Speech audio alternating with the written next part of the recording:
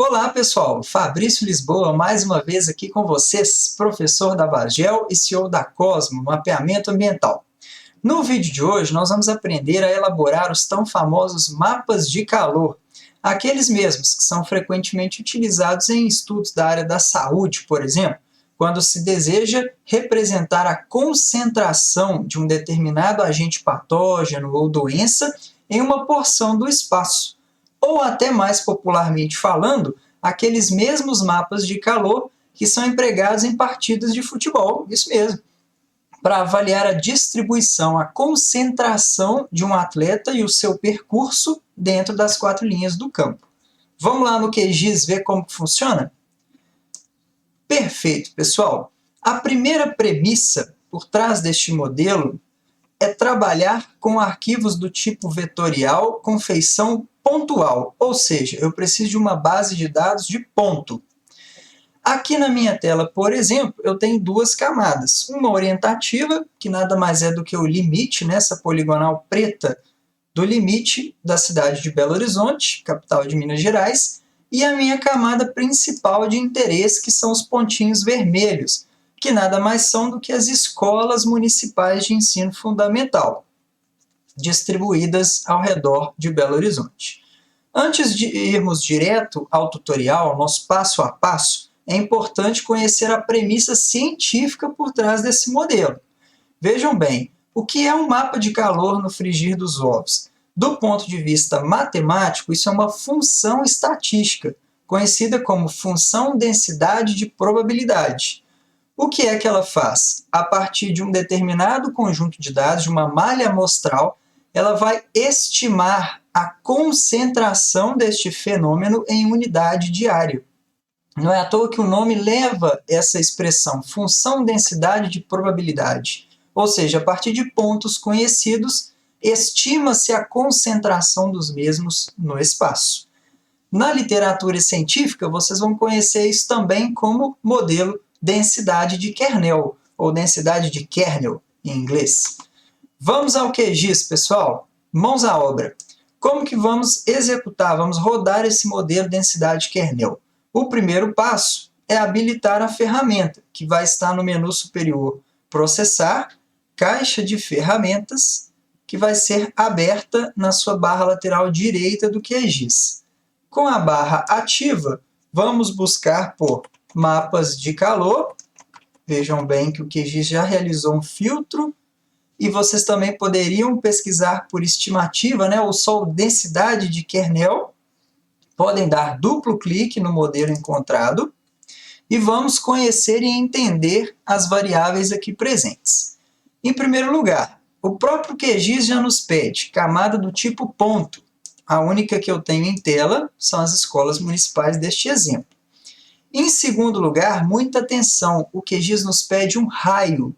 Se verificarmos na bibliografia técnica, nos manuais, na literatura do QGIS, este raio significa o quê? É uma variável dentro da fórmula estatística da densidade de probabilidade para que um ponto exerça influência na sua região. Ou seja, é um raio de busca. Se a gente pensar em escolas, é interessante que uma escola esteja distante da outra até quantos metros? Até quantos quilômetros? Vamos trabalhar com 500 metros para a gente ver o resultado? Vamos modelar? Então, vamos inserir o valor 500. Ah, Fabrício, por que eu sei que é 500 metros? Porque estou trabalhando, vejam bem aqui na minha camada, com o código 31983. Este é o meu sistema de referência de coordenada CIRGAS 2000 UTM Zona 23. Ou seja, para que este valor seja representativo de sistema métrico, o meu datum, o meu sistema de referência de coordenada precisa estar também em uma unidade projetada. Ok, pessoal. Linhas e colunas. O que são isso? São as células. As nossas entradas, as nossas variáveis do modelo são pontuais, são do tipo vetor.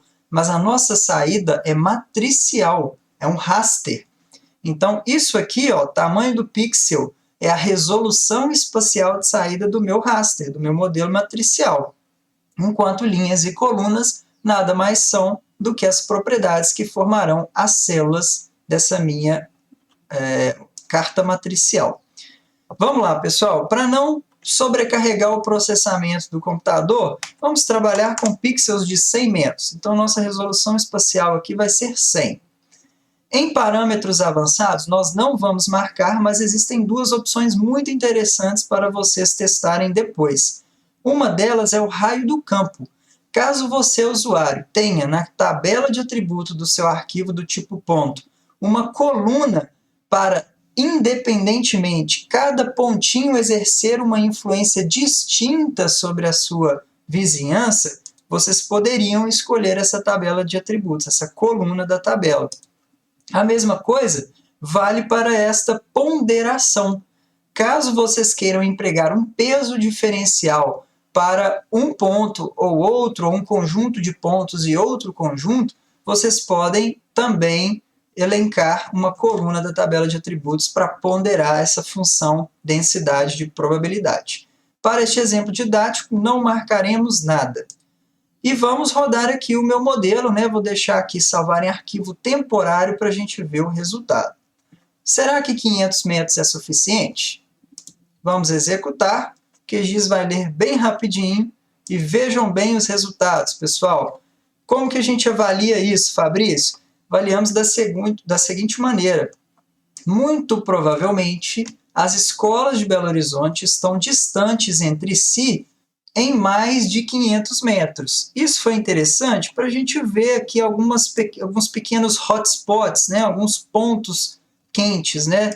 Desse meu mapa de calor. Mas se pensarmos em uma distribuição por toda a capital mineira, 500 metros foi subestimado. O modelo não ficou muito interessante para a representatividade do fenômeno. Vamos rodar mais uma vez, então? Botão aqui, duplo clique, né? Perdão, em mapa de calor, entra com a camada vetorial do tipo ponto, e ao invés de buscar com raio de 100 ou 500 metros, nós vamos buscar com 5 quilômetros, portanto, 5.000 metros. Tamanho do pixel. Podemos manter os mesmos 100 metros da minha resolução espacial do raster, e vamos rodar o modelo também salvando em um arquivo temporário. Vejam o resultado. O QGIS vai pensar, vai me dar um resultado, eu vou dizer, opa, o que é isso aqui? Vamos interpretar. Para facilitar, eu vou até passar aqui a camada poligonal, né, de Belo Horizonte, para que ela fique por cima do raster. Vejam bem. O que pode ser feito aqui, pessoal, para a gente interpretar melhor o resultado? Podemos, na segunda camada raster gerada desse meu mapa de calor, clicar com o botão direito e acessar as propriedades, para que a gente empregue uma simbologia a esta camada matricial. Ao invés de utilizar banda simples cinza, vamos aplicar uma cor falsa, uma falsa cor. Podem clicar e, na sequência, aqui onde eu tenho a minha rampa de cores, vocês podem escolher uma mais interessante do ponto de vista temático. Essa aqui me parece ideal, só é importante inverter o padrão de cores, para que as áreas com maior densidade de fenômeno, no caso de escolas, apareçam com cores mais intensas. Feito isso, podemos aplicar e OK para interpretarmos o resultado. Opa, vejam que interessante, pessoal. Agora eu tenho um mapa de calor adequado à análise do fenômeno investigado.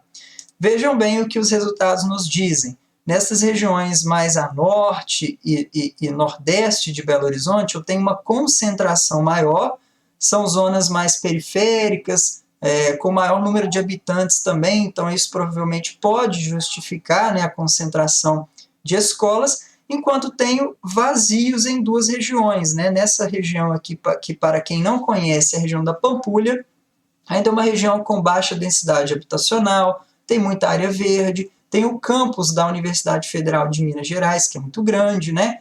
Então isso também pode justificar este vazio de concentração, onde o meu mapa de calor está mais fraco, menos denso. A mesma coisa eu vejo nesse alinhamento aqui de sudoeste a leste, que é a escarpa da Serra do Curral. Também é uma feição geomorfológica tombada pelo patrimônio, né? área muito íngreme, muito declivosa, né, muito alta, então realmente não se tem uma concentração de ocupação e, por consequência, né, de escolas nesta região.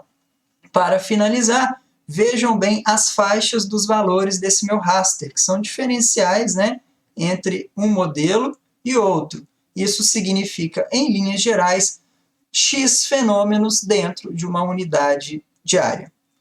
Pessoal, nós ficamos por aqui. Se você gostou desse vídeo, deixe um like, inscreva-se no canal e se ele for interessante para você, compartilhe, que será interessante para mais pessoas também. Um abraço e até a próxima!